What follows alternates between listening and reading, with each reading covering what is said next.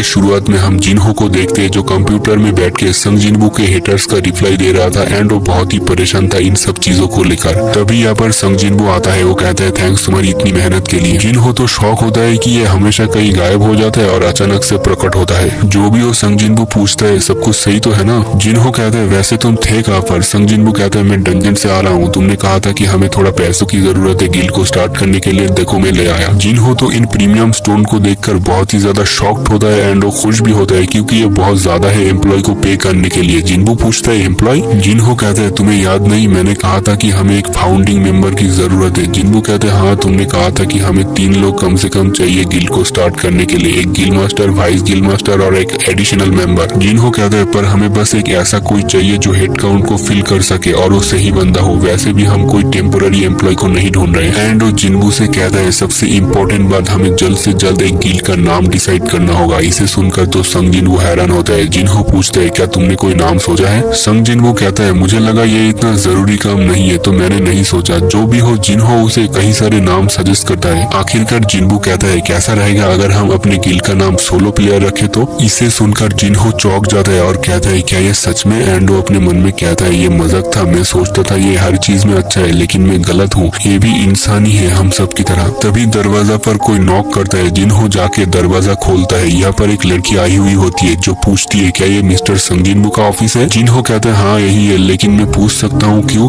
अब जो ये लड़की अपना नाम कहती है ये सुनकर ये बंदा तो बहुत ही ज्यादा शॉक्ड होता है। जिनबू को समझ नहीं आता ये ऐसा बिहेव क्यों कर रहा है। जिनहो शॉक इसलिए होता है क्योंकि यहाँ पर आ चुकी थी मिस चाहाइन। संग जिनबू उससे सीधा पूछता है तुम यहाँ पर किस लिए आई हो। मिस चाहाइन कहती है वो इसलिए क्योंकि मैं तुम्हारी गिल्ड ज्वाइन करना चाहती हूँ। अगले ही पल ये दोनों आमने सामने बैठा होता है और जिनबू उससे फिर पूछता है तुम यहाँ पर क्यों आई हो। मिस चाह कहती है मैं तुम्हें ऑलरेडी बता चुकी हूँ, मुझे तुम्हारी गिल्ड में ज्वाइन होना है। जिनबू अपने मन में कहता है मैं कंफ्यूज हूँ आखिर हो क्या रहा है। एंड वो उससे पूछता है क्या मिस्टर गोगुन ही ने तुम्हें ऐसा करने के लिए बोला है। मिस चाह थोड़ा शॉक होकर कहती है क्या वो ऐसा क्यों करेंगे। जिनबू कहता है तो क्या मिस्टर चोई ने तुम्हें हंटर्स गिल्ड से निकाल दिया है। मिस चाह कहती है ऐसा भी नहीं है। जिनबू अब इरिटेट होकर पूछता है तो फिर बात क्या है जो तुम हमारे सोलो प्लेयर गिल्ड में ज्वाइन करना चाहती हो। इसे सुनकर तो चाहाइन बहुत ज्यादा शॉक होती है। वो कहती है क्या तुम्हारा गिल्ड का नाम सोलो प्लेयर है। जिनबू कहते हैं हाँ कोई प्रॉब्लम है तुम्हें इस नाम से जो मैंने और मेरे वाइस गिल्ड मास्टर ने सोचा है। जिनहो पास से चिल्ला के कहता है क्या तुमने इस नाम को सेटल कर दिया है और अब क्या मेरी राय तुम्हारे लिए मैटर नहीं करती। संग जिनबू को समझ नहीं आता। वो कहता है तुमने कुछ कहा नहीं था तो मैंने सोचा तुम्हारी तरफ से हाँ है। और अब जो चीजें है वो जिनबू के लिए बहुत ही कंफ्यूजिंग हो रही थी। जो भी हो जिनबू कहते हैं जहाँ तक मुझे पता है मिस चाह तुम्हें तो अभी तक 2 साल भी नहीं हुआ जब से तुम हंटर बनी हो और मैं इतना श्योर तो हूँ कि तुम्हारा कॉन्ट्रैक्ट हंटर गिल्ड के साथ अभी तक खत्म नहीं हुआ है। इस पर चाहाइन कहती है मेरे पास इतना पैसा है कि मैं कॉन्ट्रैक्ट तोड़ने की पेनल्टी भर सकती हूँ। जिनबू तो सरप्राइज होता है कि ये तो पेनल्टी भरने के लिए भी तैयार है। वो उससे कहता है हमारा गिल्ड एडवांस पे अफोर्ड नहीं कर सकता तुम जैसे हंटर के लिए। चाहाइन कहती है मुझे इससे फर्क नहीं पड़ता, मुझे एडवांस नहीं चाहिए। जिनबू कहते हैं आखिर तुम इतनी हद तक क्यों जा रही हो हमारे गिल्ड को ज्वाइन करने के लिए। चाहाइन अपने मन में कहती है अब इसको मैं कैसे समझाऊं, अगर मैं सच बताऊंगी तो ये सोचेगा मैं पागल हूँ। और अब मिस चाहाइन अपनी आंखें बंद करती है एंड वो उन पलों को याद करने की कोशिश कर रही होती है जब जब वो संग जिनबू से मिला था और आखिरकार उसकी जिंदगी बचाने वाला यही है। जो भी हो कहानी प्रेजेंट में शिफ्ट होती है। ये सब सोचकर वो तो बहुत ही शर्मा जाती है एंड वो अपने मन में कहती है मैं चाहती हूँ तुम हमेशा मेरे साथ रहो जब तक मैं अपनी आखिरी सांसें ना ले लूं। एंड वो काफी ज्यादा ब्लश करने लगती है। बंदी तो अपना चेहरा जिनबू को दिखा भी नहीं पा रही थी। जिनबू को समझ नहीं आ रहा था। वो अपने मन में सोचता है ये किस ख्याल में डूबी है और ऐसी क्या बात है जो ये मुझे नहीं बता सकती। हमारा संग जिनबू प्यार के मामलों में बहुत ही कमजोर है लेकिन उसे इतना समझ आता है कि मिस चाहाइन कुछ छुपा रही है। तभी जिनहो उसके कान में कहता है मुझे लगता है कि हंटर गिल्ड इनसे बहुत ज्यादा काम करवाते होंगे। अब जिनबू भी सोचता है आखिरकार एक एस रैंक हंटर है, इसके कंधे पर बहुत जिम्मेदारी होगी जो उसे भारी पड़ रही है शायद। साथ ही उसे जेजू आइसलैंड रेड पर काफी ज्यादा सीरियस चोटें भी आई थी। तो अब जिनबू कहता है अगर तुम्हें मेरी गिल्ड ज्वाइन करना है तो तुम्हें एक टेस्ट देना होगा। चाहाइन कहती है किस तरह के टेस्ट। संग जिनबू कहता है तुम्हें मेरे समन किए हुए एक सोल्जर से लड़ना होगा। मिस चाहाइन कहती है बस एक, मुझे लगता है कि तुम मुझे अंडर एस्टिमेट कर रहे हो मिस्टर संग, वैसे कौन सा सोल्जर रहने वाला है। जिनबू कहते हैं टेंशन मत लो, मैं अपना एक ताकतवर सोल्जर चुनूंगा तुम्हारे लिए। चाहाइन भी लाइक मुझे कोई दिक्कत नहीं है। एंड वो पूछती है बाय द वे टेस्ट कब होने वाला है। जिनबू कहते इसी वक्त कर लेते और जगह की बात करें तो हंटर एसोसिएशन का जिम यूज करेंगे। वही जिनबू मन में सोचता है जिम यहाँ से काफी दूर है बट मुझे इस मौके का फायदा उठाना चाहिए शैडो एक्सचेंज स्किल यूज करके, क्योंकि मुझे भी देखना है कि ये एक साथ 2 बंदे को टेलीपोर्ट कर सकता है या नहीं।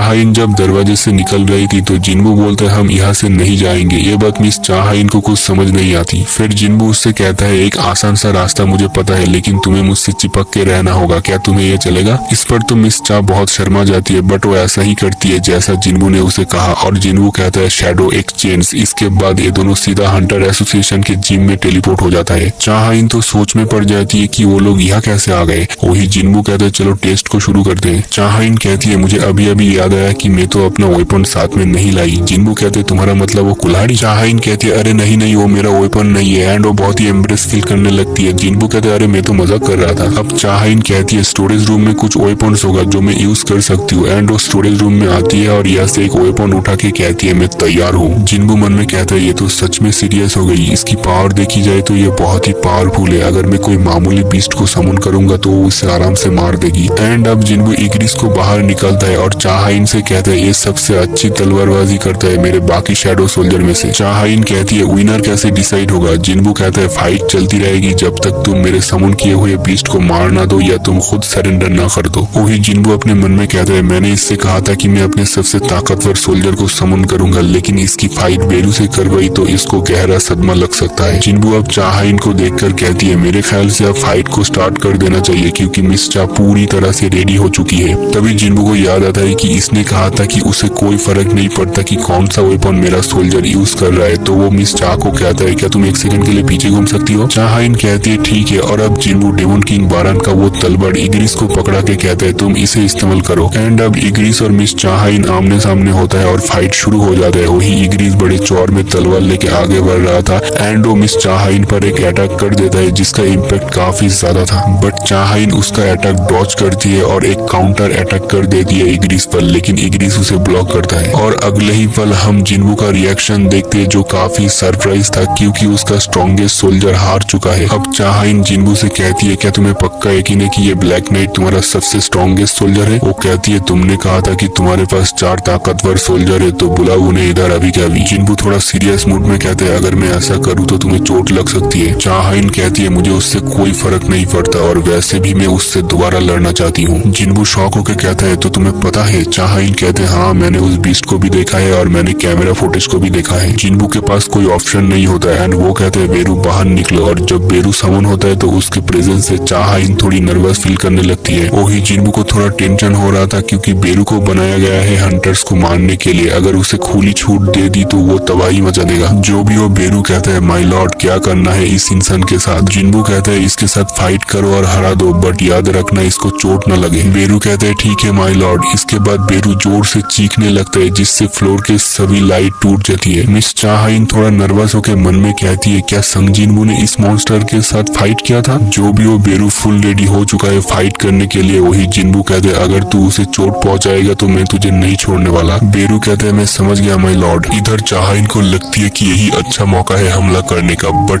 तभी बेरू लाइट स्पीड में उसके पीछे आ जाता है। लेकिन चाहाइन भी कहती है तुझे क्या लगता है मैं फिर से तेरी इस चाल में दोबारा फंस जाऊंगी? एंड वो एक काउंटर अटैक कर देती है, बट बेरू इजीली उसके शॉट को एक हाथ से ही पकड़ लेता है। अब बेरू कहता है मेरे लॉर्ड ने मुझे एक ऑर्डर दिया है कि मेरी दुश्मन को मैं हरा दूं वो भी बिना चोट पहुंचाए, तो अब मैं तुम्हें दिखाऊंगा मैं कितना पावरफुल हूँ जिससे तुम मुझसे फाइट करना ही छोड़ दोगे। वही चाहाइन लगातार अपने शॉट से बेरू पर हमला कर रही थी, लेकिन बेरू आराम से उन सबको डॉज कर रहा होता है। इसे देखकर चाहाइन मन में कहती है हो ही नहीं सकता, ये मेरे सारे अटैक से बच रहा है वो भी मेरे इतने पास होके। बेरू अब चाहाइन के पास आके अपना मुंह खोल के जोर से चीखने लगता है जिससे मिस चाहाइन थोड़ा सा पीछे खिसक जाती है। वही ये मैच जिन्बू पास से देख रहा था एंड वो अपने मन में कहता है इस मैच का रिजल्ट पहले से ही दिख रहा है। तो वो मिस चाहाइन से पूछता है क्या अब तुम सेटिस्फाइड हो या नहीं? चाहाइन कहती है अभी नहीं, मैं अभी भी लड़ सकती हूँ। जिन्बू मन में सोचता है पता नहीं ये इतनी बेताब क्यों है फाइट करने के लिए, जबकि उसे पता है बेरू और उसके पावर डिफरेंस काफी ज्यादा है। जो भी हो अब बेरू चाहाइन पर एक फुल स्पीड में अटैक करता है, बट मिस चा उसे डॉज कर लेती है एंड जिस जगह पर बेरू ने अटैक किया था उस जगह वॉल पर एक बहुत बड़ा स्क्रैच आ गया था। वही चाहाइन अपने शॉट डैंड स्किल यूज करती है और बेरू पर एक जबरदस्त अटैक कर देती है, लेकिन बेरू उसकी शॉट को पकड़ता है और वो पूरे तरीके से टूट जाता है। एंड दिस मोमेंट चाहाइन अपने शॉट लाइट स्किल यूज करके टूटे हुए तलवार को बेरू के बॉडी में घुसा देती है, जो देखकर तो संग जिन्बू शॉक होता है क्योंकि बेरू अब अपना कंट्रोल खो देता है एंड उसके दिमाग में वो कमांड आता है जो एंड क्वीन ने उसे दिया था, यानी दुश्मन को खत्म करो। काटो। और वो ऐसा ही करता है। जब वो चाहाइन को मारने के लिए आगे बढ़ रहा था, जिनबू दूर से कहता है बेरू रुक जा, बट वो उसकी बात नहीं सुनता। एंड देन वहाँ पर एक एक्सप्लोजन होता है। जब धुआं हट जाता है हम देखते हैं मिस चा सेफ है एंड जिनबू बेरू को रोक दिया है अपने एक हाथ से और वो उससे कहता है मैंने कहा अब रुक जा। तभी बेरू जिनबू से थोड़ी दूरी बनाता है एंड उससे कहता है माय लॉर्ड प्लीज मुझे माफ कर दीजिए। जिनबू भी लाइक मैं इसका क्या करूँ। एंड वो मिस चाहाइन से पूछता है तुम अपनी लिमिट से ज्यादा क्यों लड़ रही हो, तुम्हें खुद को इतना पुश करने की जरूरत नहीं है मेरे गिल में ज्वाइन होने के लिए, ये तो बस एक टेस्ट था। और वैसे भी तुम्हारे जैसे हंटर को इस तरह अपनी जिंदगी खतरे में नहीं डालना चाहिए, इससे तुम्हें कुछ भी मिलने वाला नहीं है। जिनबू अब उससे सीरियसली पूछता है तुम ये सब आखिर किस लिए कर रहे हो, बट मिस चाहाइन कुछ जवाब नहीं देती। तो जिनबू उससे डायरेक्टली पूछता है क्या तुम मुझ पर इंटरेस्ट हो। ये सुनकर तो चाहाइन चौंक जाती है एंड ब्लश करते हुए जवाब देती है मुझे भी शायद ऐसा ही लगता है। उसके बाद सीन चेंज होता है, हमें यूनाइटेड स्टेट हंटर ब्यूरो को दिखाया जाता है जहाँ माइकल और नोर्मा किसी से माफी मांग रहा होता है। ये बंदा कहता है मैं तुम्हें माफी मांगने के लिए यहाँ पर नहीं बुलाया, मुझे बताओ वहाँ पर एग्जैक्टली हुआ क्या था। माइकल कहता है मिस नोर्मा के ऑब्जर्वेशन के मुताबिक मिस्टर संग जिनबू एक किंग है। इसे सुनकर तो ये बंदा बहुत ज्यादा शॉक होता है एंड ये बंदा हंटर ब्यूरो का प्रेसिडेंट है, नाम है डेविड वेनर। अब डेविड कहता है मिस नोर्मा तो आपका मतलब संग जिनबू एक नेशनल लेवल हंटर है। मिस नोर्मा कहती है मैं आपको समझाती हूँ और वो कहती है सभी हंटर्स अपनी पावर्स को एक जगह से लेता है जिस जगह को हम कहते हैं दूसरी दुनिया, और मैं उनके बीच का कनेक्शन को देख सकती हूँ। एंड कई बार दूसरी तरफ की पावर इतनी ज्यादा होती है कि हंटर्स की इंटेंस लाइट सूरज की तरह चमकने लगता है और मैं इनको किंग कहती हूँ। लेकिन संग जिनबू के केस में मैंने ऐसा कोई कनेक्शन नहीं देखा। वो डरे हुए कहती है मैंने जैसे ही उसके आंखों में देखा उसके अंदर का डार्कनेस मुझे ही देखने लगा जैसे कि वो खुद एक डार्कनेस हो। डेविड कहता है तो तुम कह रहे हो कि संग जिनबू एक इविल है। मिस नोर्मा कहती है मैं ये नहीं कह रही हूँ कि वो बुरा है या नहीं, मैं आपको उसके पावर सोर्स के बारे में कह रही हूँ। संग जिनबू अपने पावर्स उस दूसरी दुनिया के किसी भी हिस्से से नहीं लेता, वो अपनी पावर्स के लिए किसी कनेक्शन का यूज भी नहीं करता, वो अपनी खुद की पावर को इस्तेमाल करता है, इसलिए वो जितना चाहे उतनी पावर को इस्तेमाल कर सकता है। पास में से माइकल कहता है इसका मतलब ये हुआ कि उसकी पावर का कोई लिमिट नहीं है। जो भी हो उसके बाद डेविड कहीं पर जा रहा था तो माइकल पूछता है सर आप कहाँ पर जा रहे हो। डेविड कहता है बेसमेंट लेवल 24 और तुम भी मेरे साथ चल रहे हो। उसके बाद ये दोनों लिफ्ट पर एंटर करते हैं और डेविड माइकल से कहता है अगर हम मिस नोर्मा की पावर एबिलिटीज को यूज करके संग जिनबू को अपने गिल में नहीं बुला सकते तो हमें कोई दूसरा रास्ता ढूंढना होगा। एंड्रो पूछता है क्या तुम्हें याद है सबसे पहला एस रैंक गेट जो खुला था। माइकल कहते हैं ऑफकोर्स मुझे याद है, मैं उस खतरनाक डंजन ब्रेक को कैसे भूल सकता हूँ जो पूरे वेस्ट कोस्ट एरिया को बर्बाद करके रख दिया था। वो कहता है यूनाइटेड स्टेट ने दुनिया के सबसे ताकतवर हंटर्स को पैसों के लालच देके इकट्ठा किया था, बट उनमें से सिर्फ 5 ही हंटर बच पाए थे और उन 5 को नेशनल लेवल अथॉरिटीज मिली और ऐसे ही नेशनल लेवल हंटर टाइटल की शुरुआत हुई। एंड वो था कामिश द ड्रैगन जिसने एक ही बार में हजारों से ज्यादा टॉप रैंक हंटर को मार दिया था। ऐसे ही बात करते करते ये दोनों बेसमेंट लेवल 24 में पहुंच जाते हैं जहाँ पर डेविड माइकल को एक र्यून स्टोन दिखाता है जो उन्हें कामिश के डेड बॉडी से मिला था। एंड अब उनका प्लान है इस र्यून स्टोन और कामिश के डेड बॉडी को जिनबू को गिफ्ट के तौर पर देना जिससे वो उनके कंट्री में आ जाए। उसी के साथ ये एपिसोड यहीं पर ही खत्म हो जाता है। अगर एक्सप्लेनेशन देखते देखते यहाँ तक पहुंच चुके तो लाइक शेयर सब्सक्राइब कर देना और आप लोग बताओ आप लोगों को कौन सा पार्ट अच्छा लगा।